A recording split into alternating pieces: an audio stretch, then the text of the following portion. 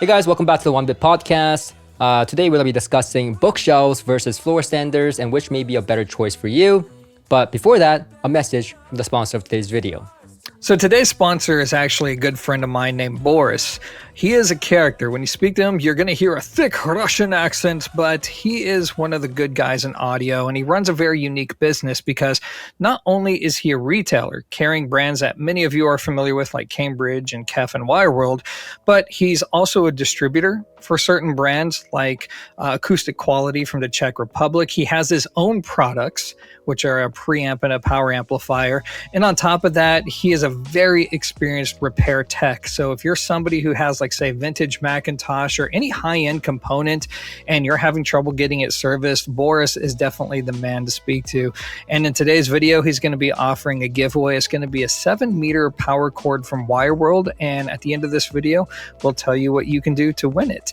But on to the topic at hand. Bookshelf speakers versus tower speakers is something Jay and I have a lot of experience with, and today we're hoping to help you make sense of the benefits of each design and to help you decide which one may be best for you.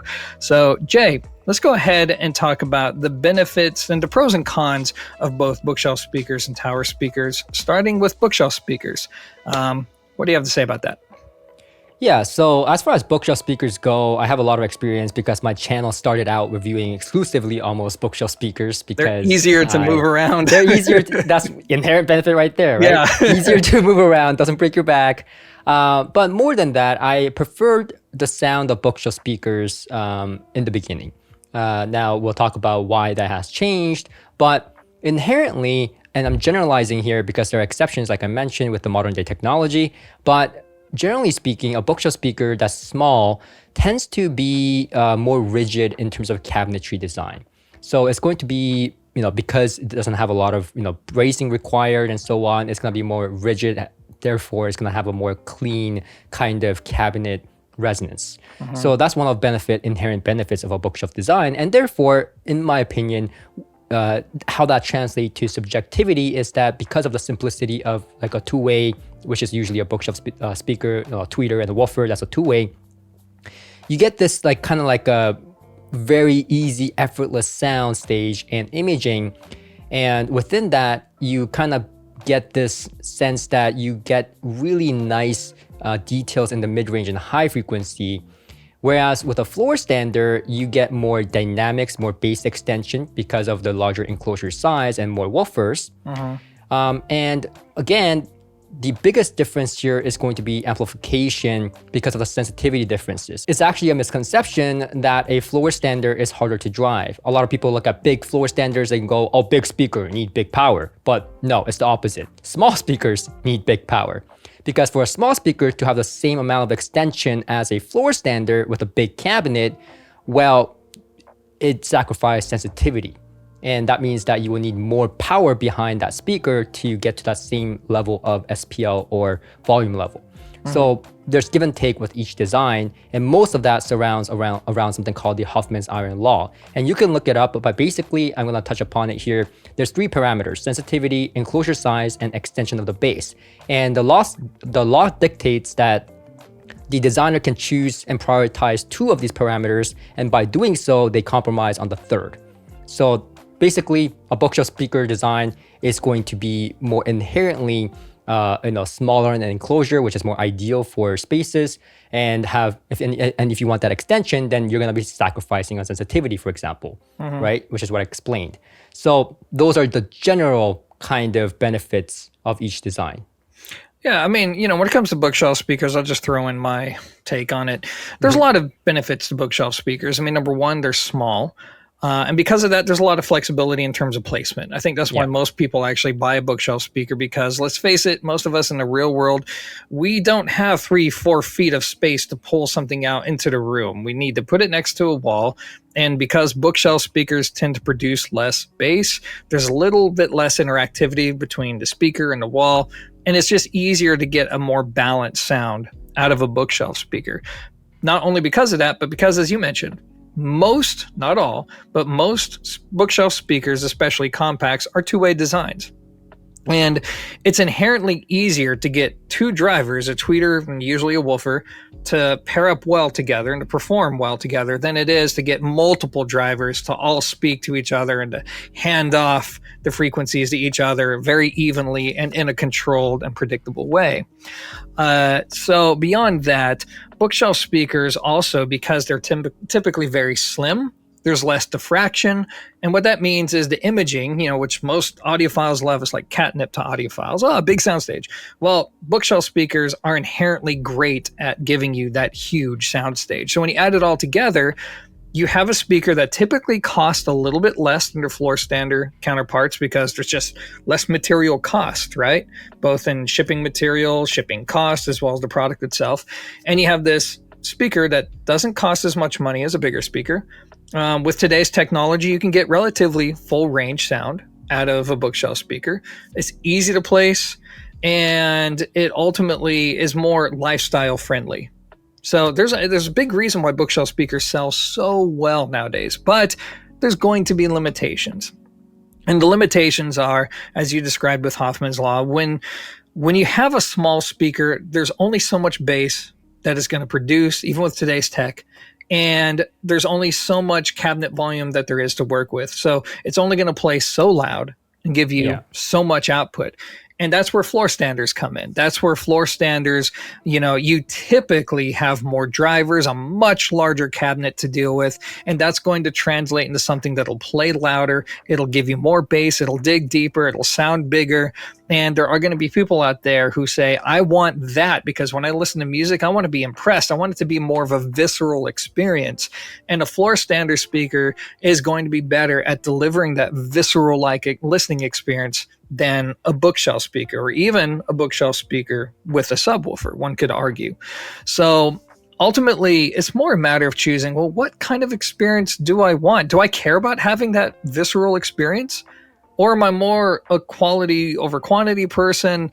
It really depends on your budget. I do think, and you may disagree with me here, I think once you get to a certain price point, it really kind of doesn't matter. I think floor standers are honestly, you're not sacrificing anything with quality, but you do have to start paying a pretty good amount of money for that. But that's ultimately the generalized synopsis of the benefits, the pros and cons of each. As I'm going to give one more benefit to the bookshelf speakers because I'm going to start slashing it after this. Okay. So another benefit that I found with bookshelf speakers is that you can choose the height of your stands. You can choose the stands. Yes. And that may seem like a little thing, but it goes a long way because that means that you can match the height of the stand so that the tweeter is in line with your ears. And if you saw my bookshelf speakers from the early days, I mentioned this again and again and again and again because it's that important, and those little fine details and the sound staging and the imaging you get. That also has to do with the inherent benefit of using a bookshelf speaker is that you can choose the stand, the style, the height, and so on to make sure that it's optimally placed, not only horizontally, but vertically. Yeah, and this is key for integration as well, like seamless integration between the tweeter and the woofer. So exactly. Very important. Right. And whereas, a floor stander is kind of fixed, right? Unless you get to uber expensive, Wilson audios that you can, toe down and all that kind of adjustments. But we're not talking about those. Yeah. So there's benefit with placement, I would say, when it comes to bookshelf speakers, easier to move around, easier to test out placements versus a big tower. So there's benefits there. However, I personally think a floor stander is generally a better choice for people that don't want to integrate, multi-sub setups, right, with a bookshelf speakers, because you can do that, but it takes tremendous amount of work. And there's a reason that people are, people have make a living doing AV setups for this exact reason. It's not easy. You have to take in room measurements, you have to have the gear to measure, and you have to, or you have to do subcrawl and all that kind of stuff, and DSP and so on. And having a bookshelf speaker plus multi-subs will also run you big cash, right? So at the end of the day, I find that with bookshelf speakers, if you think about the Hoffman's iron law again, you're essentially sacrificing sensitivity and basically, for extension, right? It's a trade-off between sensitivity and extension, whereas for the gain of a smaller enclosure. So that's the benefit you're getting. You're getting a smaller enclosure, right? And for the same extension, you're losing sensitivity, which, it's kind of like a double whammy in a way, the way I see it. Whereas a floor stander, well, technically the compromise here is that it's the size. And if you're getting a floor stander, you know that it's going to be a certain size. Well, there's another complexity to a floor stander, which is the added complexity. A lot of floor standers are 3-ways, and even more complex than that. And that means a more complicated crossover. And while some engineers would actually argue a 3-way is better, because now you have the tweeter is only doing tweeter things. You can have a mid-range driver that's only handling the mid-range and a bass driver that's only handling the mid-range versus one driver trying to do both. But again, pulling off 3 different size drivers, especially in the time domain, and trying to get a crossover to make each and every one complement each other. Right. There's going to be phase shifts, and there's going to be, finessing the crossover. Right. So, but generally speaking, because if you have a 3-way, for example, or 2.5-way or whatever, if you have the woofers in series, right, multiple woofers in series or parallel, that's how you increase sensitivity in a floor standing speaker. Yes. So that's the inherent benefit, but you're right, it's more complicated. So you do need to make sure that you're getting a floor stander from, a reputable designer that knows and has a history of knowing how to design 3-ways properly. Yeah. But yes, I would generally agree that a simple 2-way is more or less more coherent. They're easier to design. Yeah, easier to design and easier to integrate into a room. Yeah. But generally speaking, I think that in terms of the compromises, like if I want the least amount of compromises without the integration of subs, I would say floor stander is personally my choice now, which is a pretty big deviation from my earlier days where I strongly preferred bookshelves over floor standers. Yeah. But over time, I've come to love floor standers a little bit more, right? Yeah, and I'm kind of biased in that sense because look, when I listen to music, I love bookshelf speakers. I really do. I have tons of them, and I'm happy with them when I listen to them. There's something inherently satisfying about a small speaker that defies your expectations. Oh yeah, I love that. But at the same time, I'm a caveman. All right, I'm a caveman. I buy big speakers because they make big sound. I'm listening to music, right? I want that visceral, like I'm feeling it in my chest. This is cool. When I'm listening to rock and roll, like the scale of the music is larger. It sounds more confident. I can, even if I don't listen at loud volumes, just the fact that I know I can, or it's going to be more dynamic because you just have more drivers, more radiating surface area, playing back sound to you. To me, you can't replicate that even if you go with a bookshelf speaker. And again, we're talking about the stereotypical small bookshelf speaker. Even that with a couple of really good subs, even if you know how to integrate subs very well, there's always going to be the limitation of in the small speakers, especially a 2-way, you have one woofer trying to do it all. And it's only going to be able to play so loud and to give you so much of that visceral type of sound. Right, and it's not just about frequency response. Like when I say integrating, I think a lot of enthusiasts out there that have done integration of 1 or 2 subs into their stereo, maybe thinking, well, it's not that hard. You just place the subs and you cross over and stuff, never mind the optimal placement. Yeah. Even if you get the optimal placement, it's not just about the crossing of the right frequency. There has to be the impulse response as well, because the impulse response of the mid-woofer is going to be inherently different from the impulse response of your subs. So there's going to be a lot of kind of, that's why when I first had subwoofers integrated in my setup with a 2-way bookshelf speaker, I had this experience where I felt like the bass was like loose, right? And the timing was off. And I was like trying to figure out why. The frequency measurement looked beautiful. It was a textbook. I was like, what's going on here? Why am I not getting a musical sound, right? And it was the impulse response, and that's what I found out later. So there's many aspects, and it's gonna be a learning curve. It's like learning how to integrate a sub is not a easy task. And like I said, that's why there's people that have made a living setting these things up. So Yeah. it's going to be a trial and error thing. So if you are trying to beat the compromise of a bookshelf speaker by, giving it more extension with a subwoofer integration and so on, it's not going to be an easy task. Yeah. And same thing for obviously floor standers as well. Again, the inherent benefit is that it gets higher sensitivity, so you can drive it with 2 amplifiers, low powered amplifiers, and that's kind of where my love currently comes from, is that more flexibility in pairing of the amplifier. Yeah. But that also means that your room is going to be the physical limitation. For example, the 1528 tower speakers. I love that speaker. And people were like, why aren't you gonna buy it? Well, because I don't have the space. Like I'm crying. But I did buy the 1528 bookshelf speakers instead, right? Because of that exact reason.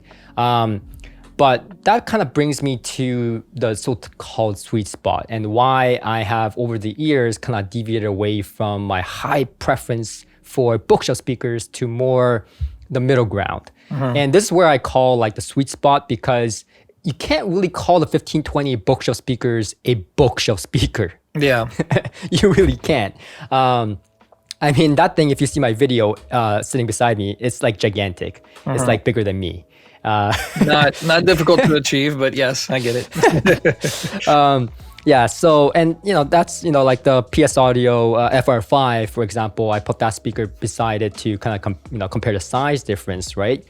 But it's not a knock on the PS Audio speakers. It's bigger than any bookshelf speaker I have seen. And you can't really say it's a bookshelf speaker because of how big it is, right? So with a speaker like that, you kind of get the best of both worlds. And you got a big cabinet, so you get deep bass extension. It's a 3-way, right, by the way. So it's, so it has, very good kind of middle ground where you get the imaging and the sound staging of a bookshelf speaker, but the extension and the dynamics of a tower speaker.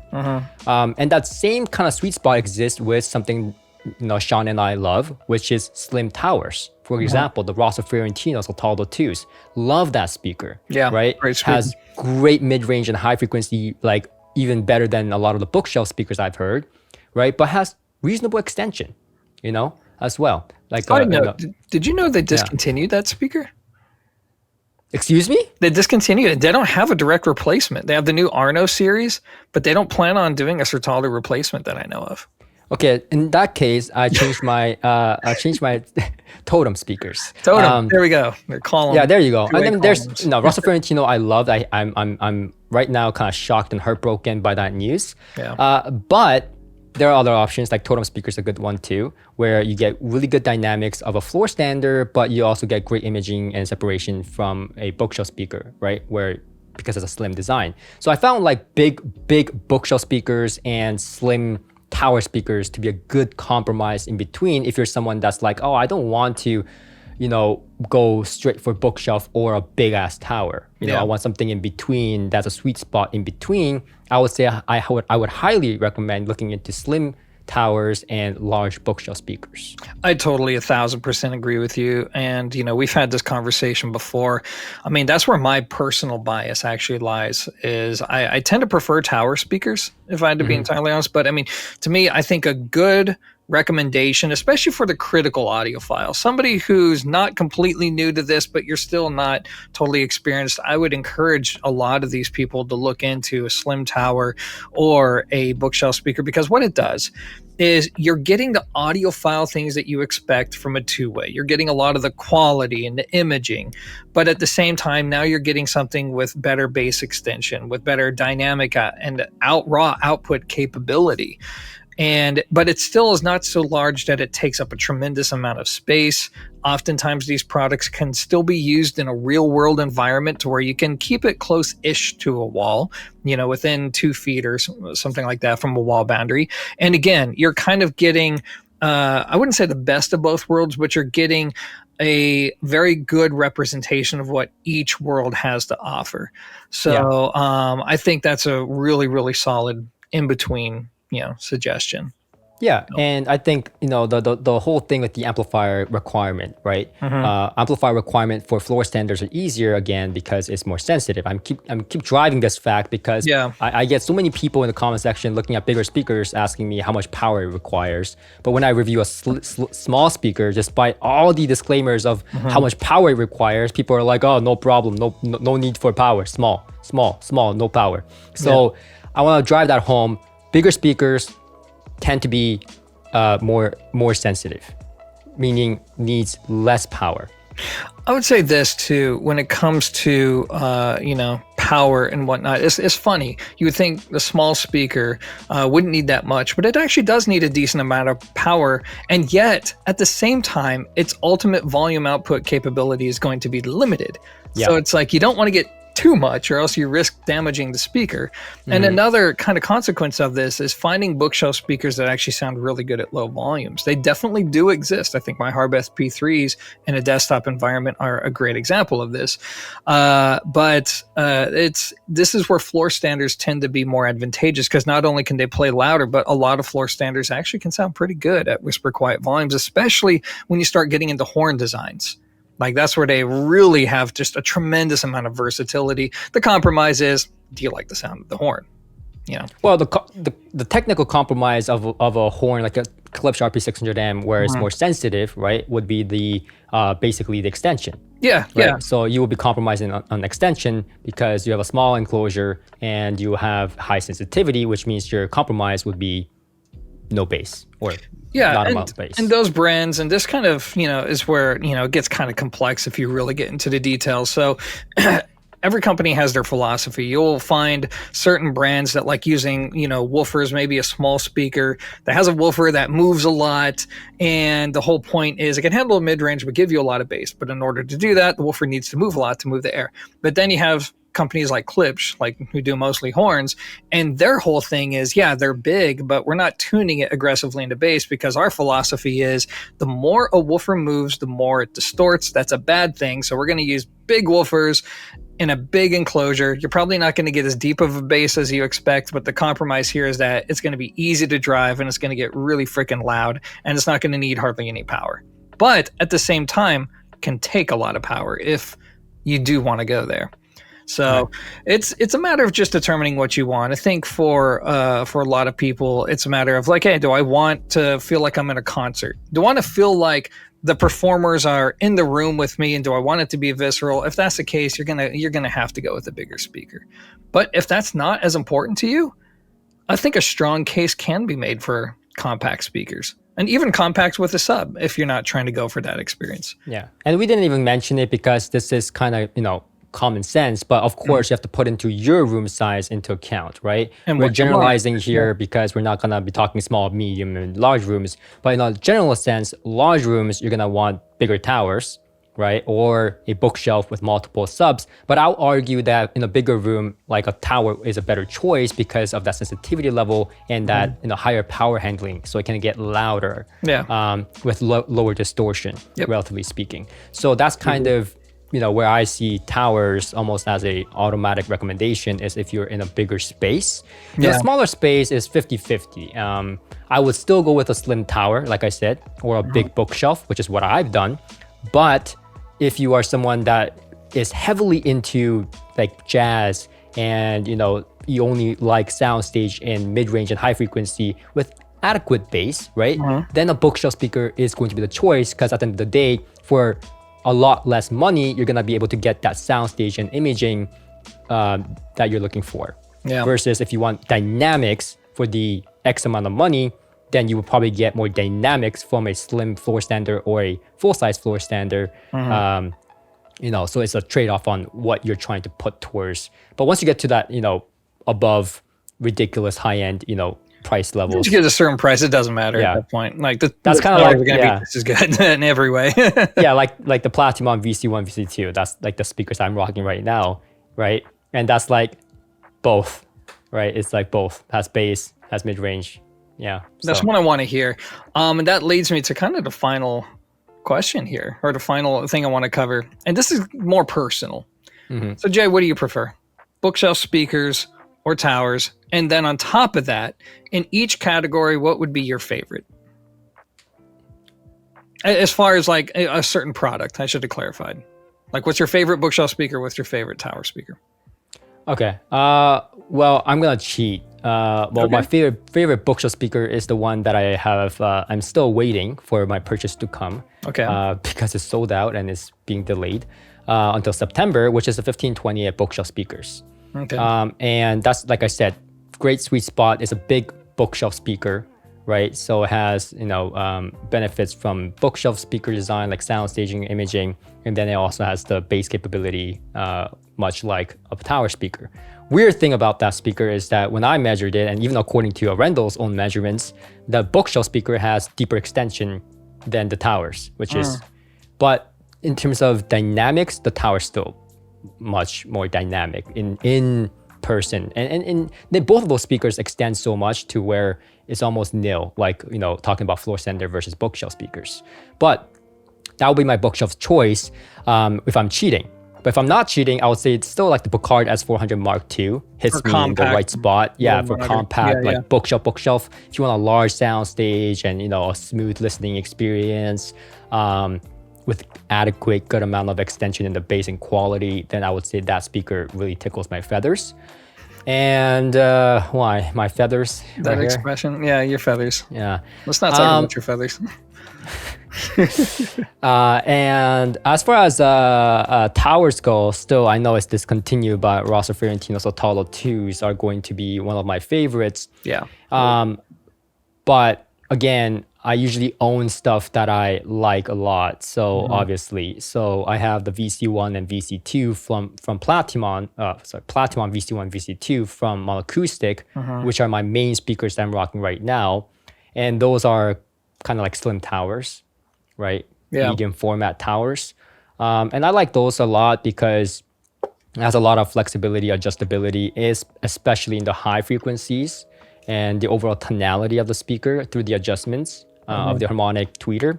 And that kind of flexibility is great because the bass is excellent. It has a bass, woofer, designed in-house, has a lot of ports. So the bass extension is great, has great amount of bass. But I can adjust the mid-range and high frequency to make it more clinical or more transparent or warm, rich, so I can control that aspect.